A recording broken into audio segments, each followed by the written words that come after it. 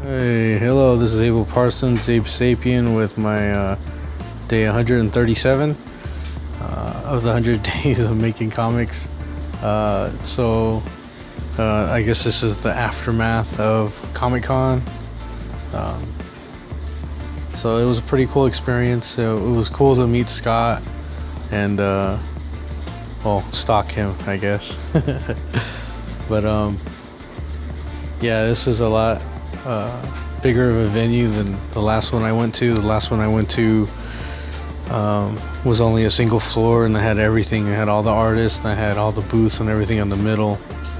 They had some of the panels like in like a hotel lobby or something like that. It was way different, but well, not lobby, but how they have conference rooms or whatever. They had it like that. But the first time I went there, I didn't know what the heck to look for. This time, I kind of knew what I wanted to look for, and I was still completely lost. I get there, and it was like an hour's worth of waiting just in line to get in. It was pretty interesting because they check you in, then you get in, and then there was like no signs really until you went into a building, but you had to walk a ways to find like the big maps that they had of everything. And I was walking around the whole place for a little while before I asked one of the event people, you know, where's registration. And then there was another hour and a half, not hour and a half, but another long line just to get my lanyard, which is a pretty cool lanyard. I don't know who the artist is, but it has like a robot with like a phoenix in the background. Like it looked pretty cool. And then that's when I really started roaming around. It's just weird seeing so many, well, not weird, but oh yeah, I will say it's weird to see a lot of dudes dressed up as chicks there. That was kind of weird. Because the last one I went to, there was only the weird Venom guy. So I guess times have changed. But anyways, all in all, it's a pretty cool event. I just didn't count on not being able to walk, 2 paces without bumping into like 4 or 5 people. That was the only thing that was kind of weird. I think if it was just like a normal event, it would have been alright. It would have been spacious enough to walk around, but not to have that many people crammed into a place like that. That's kind of crazy. And that's after the incident that happened on Thursday. And all the stuff that happened from there, and then all the precautions and stuff that they took afterwards was interesting to say the least. But I could see how bad it could have been if this dude would have got away with what he wanted to get away with. So not judging the people for their erring on the side of good, because that would have been bad. But anyways, that's just the serious side of it. But everything else, I mean, the costumes were cool. That kind of opened my eyes to what could be done with like the do-it-yourselfers. Like I wanted to make some stuff for my kids, and I would beat myself up because it didn't look right. And I'm going there and I'm seeing people with like shirts just duct taped with the designs or insignias, and I'm like, okay, I can do that. So it did open my eyes to a lot of different creative stuff too, prints and all that. So I don't want to bash a whole lot of artists, I mean, because they're there selling stuff and I'm not. But some of the artwork was I think if I if I figured out Manga Studio and made some good stuff, I could sell something that had, I guess, like a better look to it. I don't know if that's just being egotistical or something. Maybe somebody can correct me on that in the comments. But yeah, just a lot of fandom stuff, like a lot of the prints were, you know, typical like Dragon Ball, Marvel, DC stuff. I really started feeling the wallet burn whenever I walked by the prop stations that they had. They had like swords, like foam swords, hard foam, plastic. They had wood swords, or like, you know, replicas from video games and stuff like that. And it was very cool, very appealing. And then I see a couple of them where, you know, it's like an actual steel blade. It's not sharpened or anything, but it's like, man, if I had some more money, I would have bought a sword. But that stuff is gonna have to wait for later on when I don't have kids that get into everything. But so I'll get to what I got to them for them in a little bit. But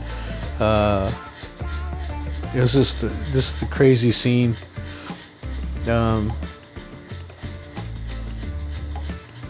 All I know is I'm gonna buy a Camelback if I ever go to a place like that. I'm not gonna pay $4 for a freaking water bottle.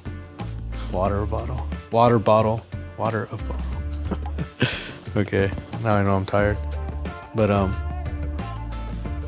yeah, so I was looking for vending machines because the vending machines were cheaper than what everyone else was selling there.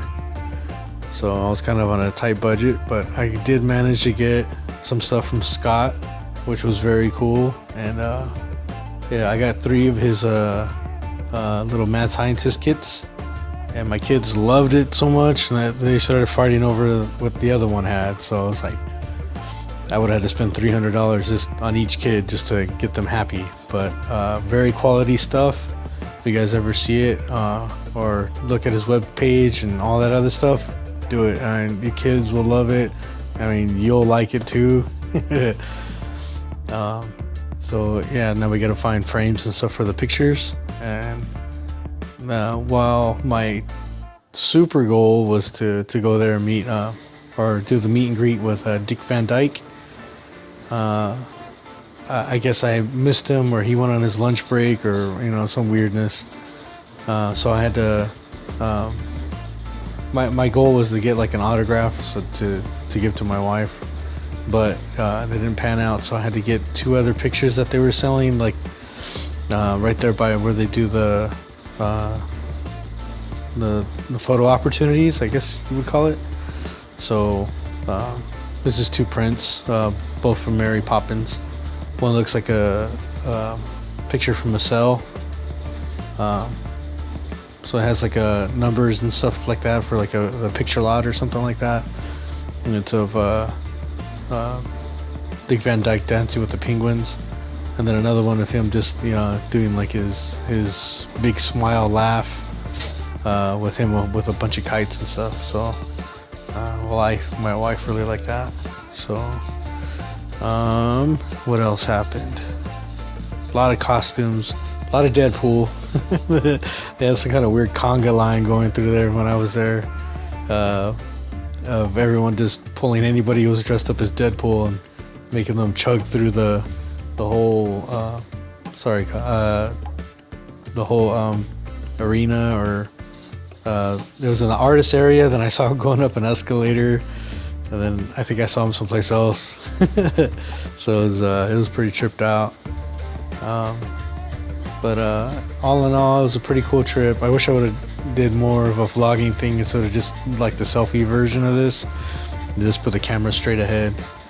But I chickened out because I was scared. I thought I was gonna get in trouble. And then I come home today and I look up on YouTube, and there's all these people with their own little vlog of all the booths and everything they went to. So I'll have to check that off for the next time I go, and I'll just go around and talk to people. Yeah, so it was pretty cool meeting Scott, and then taking the picture with him. I kept trying to show off the shirt. I had a couple people look in my direction, but no one, you know, stopped me to say, hey, what's that about, or whatever. I guess everyone was too busy staring at the chicks, the dudes, whatever the heck they were. But a lot of cool costumes, a lot of good ideas that came out of that. I saw a lot of the prints that were going up, and it's like a lot of cool ideas, even beyond just the comic book stuff.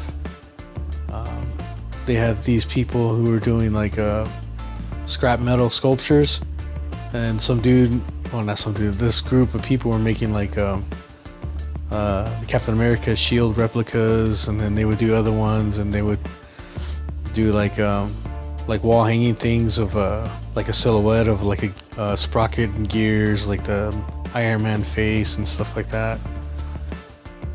So it kind of gives me an idea of what I can do for my comic people, merchandise wise, later on down the road. Doing the fire trick, that'd be kind of insane to do that for the fire soldier. But no, there's a lot of cool things. Saw a lot of retro toys and all these different things, and it was just super awesome. But the only killer was bumping into everybody.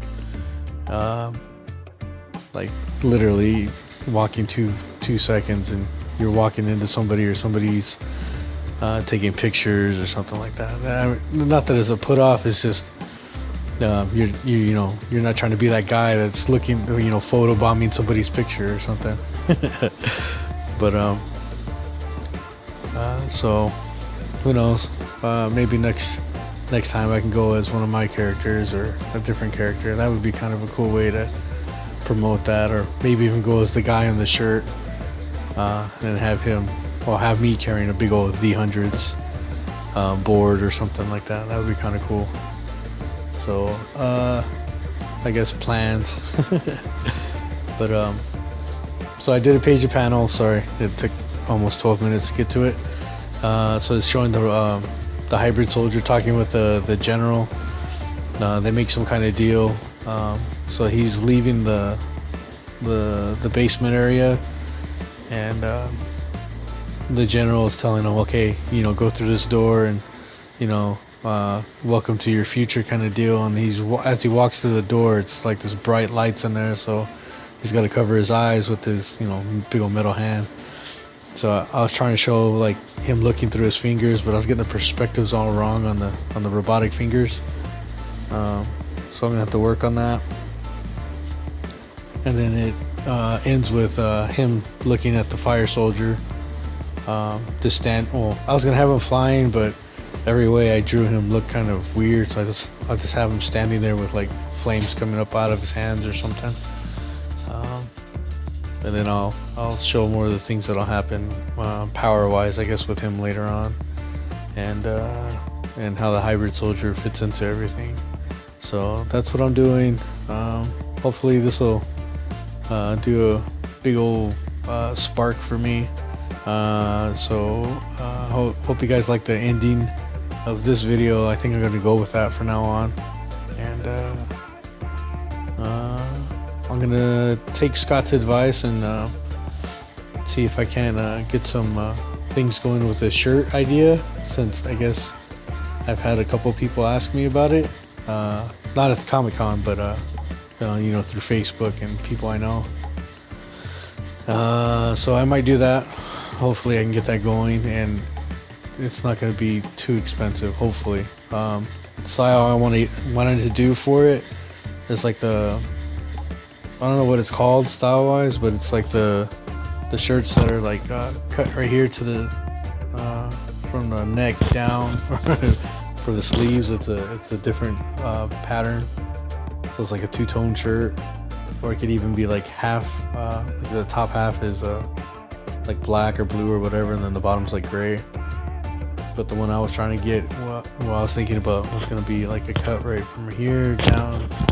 The sleeve would be a different fabric. This way it'll have like the shirt front and back be one material, and the other one would be another one, or a different shade, something like that. Sorry, sleep rambling. And then I'll put in the design in the front. I was thinking about maybe even putting like patches on the side, and maybe D100s in the back, kind of big, kind of like a jersey or something. I don't know. just thoughts right now. But I'll see about uploading the picture I had for the one that I took to the Comic-Con, and see if I can get that replicated somewhere, and hopefully it'll be cost effective. I don't want this to be stupid expensive. But I also want to be able to get it out there and, you know, see what happens with that. But that's enough rambling for me. Thank you guys for putting up with me. And I hope you guys like the art, and hopefully I can get this up and going. So thank you guys, and you guys have a good night. Bye.